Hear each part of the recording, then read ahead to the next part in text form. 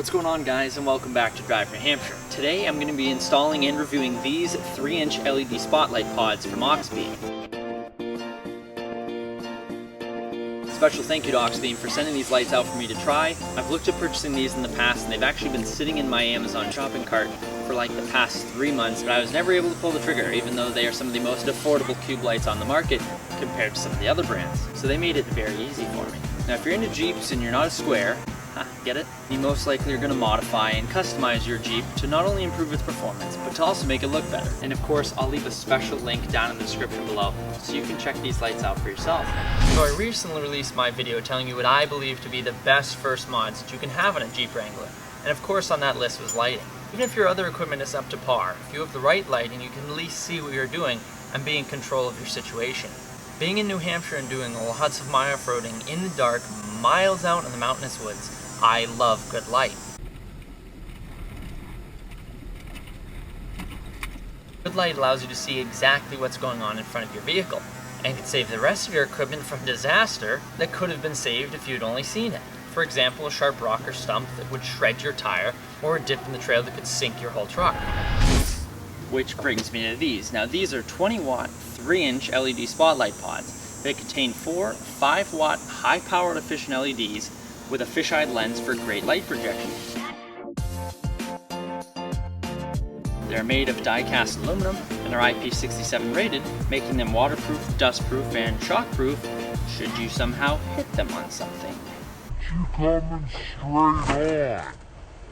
And a great part about them is they're very small and compact, meaning you can fit them almost anywhere on your vehicle. One of the only times where smaller is actually better. What's that supposed to mean? What's that supposed to mean?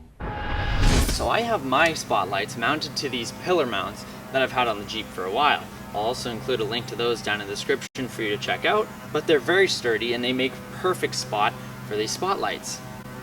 That was punny, but they are a great spot for these spotlights. I did it again. This is a great mounting spot if you have a Jeep Wrangler, or even a Jeep Grand Cherokee, or an older Jeep Cherokee, or even the new Tacomas and Raptors have spots for these. So now I'm going to run you through the install so you can get these on your vehicle. The only tools you're going to need for this install are a 10mm, 13mm, and 14mm wrenches. They supply you with the Allen key that you'll need. So without further ado, let's jump right into the install. So first you're going to take your mounting bracket, you're going to take your light, and you're going to slide the mounting bracket in the area between here and here. You'll see it, there's almost a cutout where you should be able to fit a wrench. Make sure you line up the holes. Now to the bag of hardware, you're going to find the smaller nut and the small Allen screw. So I'll try to get this part best on camera, but you gently take that small nut and place it down like so. Line them up, put the mounting screw through the mounting hole on the bracket. You'll then see when you look in that the screw you dropped in lines up perfectly through the mounting bracket on the hole to the Allen screw. You simply take the supplied Allen key. If you slide the screw back a little bit so it lines up with the indentation that is already on the light, you can turn the Allen key without it spinning. I'm going to snug this one up, not too much, just so that the bracket won't move away. Grab the other small nut and small Allen screw. You're then going to go to the other side of the light, line up the mounting bracket, drop in the small nut as you did before, so it rests right there, and making sure that your mounting bracket is lined up with the hole for the screw. You can then insert the Allen screw, making sure that it goes through the mounting bracket, as you can see there, and it will hit the nut that's already in there. And you take the Allen screw once again, start to thread it, and again, if the nut starts to spin on you, relieve a little bit of the pressure on the screw so that the nut sits back in the indentation, and you'll be able to thread it in. Now I already have these pillar mounts in place because I did used to have these big, ugly circular spotlights, but they ended up breaking on me. And these mounts have been on for like 4 years now. They've held up awesome. They're very sturdy. They're very well built. And again, I will include a special link so you can check these out for yourselves. Because if you're gonna get these Auxbeam spotlights, I highly recommend you mount them in this place if you're putting them on a Jeep. Usually with fog lights, you wanna mount them down below on the bumper. But with spotlights, they have a straightforward higher beam, so they're best to put higher up. So to mount these cube lights on the mirror mounts, you're gonna first take the biggest screw that they supplied and you're gonna feed it through this bottom hole in the mount, like so. You're then gonna take the bolt and put it through the mount like so. Then while holding the bolt in place, you're gonna first take your washer, put it up like that, then you're gonna take your other bolt. You're then gonna wanna snug those up with your 13 and 14 millimeter wrenches. Now, I'm not gonna walk you through the wiring on these. Auxbeam did provide me with a plug and play wiring harness. It even had a lighted rocker switch that was perfect for my application, but everyone wires things differently and always has different opinions on that, and the wiring is gonna vary on the type of vehicle that you're putting it in. So in my case, all I had to do was hook the harness to the positive and negative terminals on my battery, run the wires up through the cowl, attach them to my lights, run it up under the dash, and put it to my rocker switch. So now I have my lights wired up and mounted. We're gonna test them to see if they work. I don't have high hopes about this because I've never been the best electrician, but here goes nothing. All right.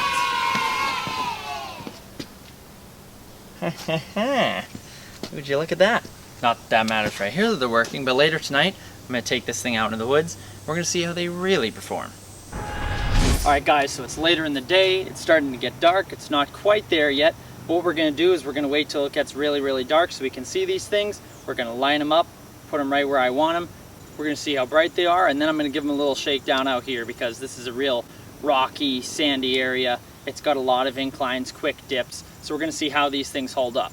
All right guys, so I have the lights lined up where I'd like them. The great thing is that each light is individually movable. So on the driver's side here, I have a high lift jack and it's mounted on my hood.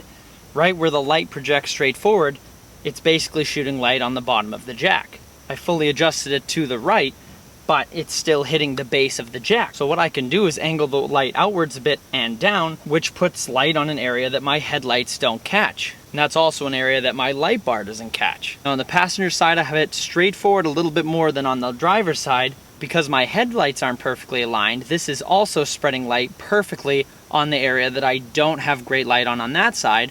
That's also not covered by the light bar. That's why LED headlights, they're great. Light bars, they spread light almost everywhere. But the light bar is higher up and it's shooting more straight forward. These pod lights do a great job of covering big areas.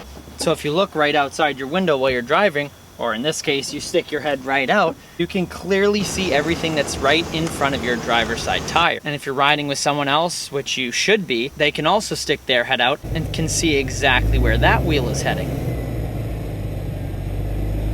Now it's getting darker. These are definitely in their element now. I'm excited to bring these out and see how they look. So time to get them on the terrain. Okay guys, so right now I have just the Auxbeam LED pod lights on. I have to tell I'm not cheating. This one is the pod lights. This one's my reverse lights. And this one is my light bar, which is covered right now. So I'm doing just the Auxbeam lights right now, and we're gonna drive around, see how they hold up to some vibration, some hill climbs, and climbing over some rocks.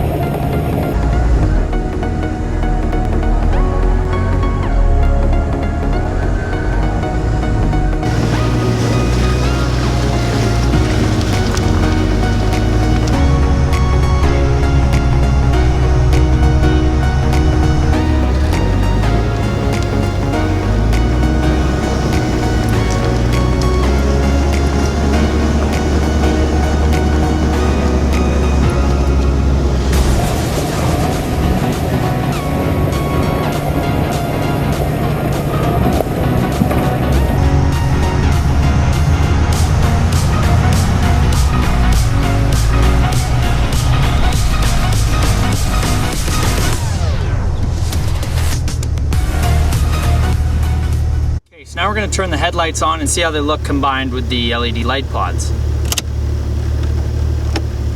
Wow, see in high beams, the LED pods cover perfectly where the headlights lack. Nice and controlled projection. Not that we're in it right now, but this is just the kind of auxiliary lighting you want when you're climbing through tight trails and you can't really see what's really close next to you.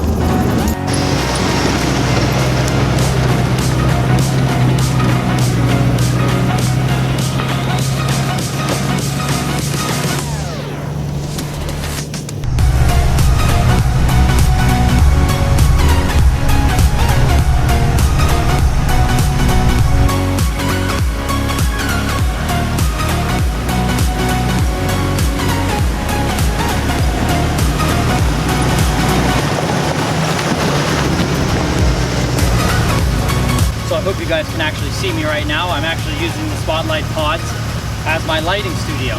But I want to thank you all very much for watching. A special thank you to Auxbeam for sending me these LED light pods along with the wiring harness.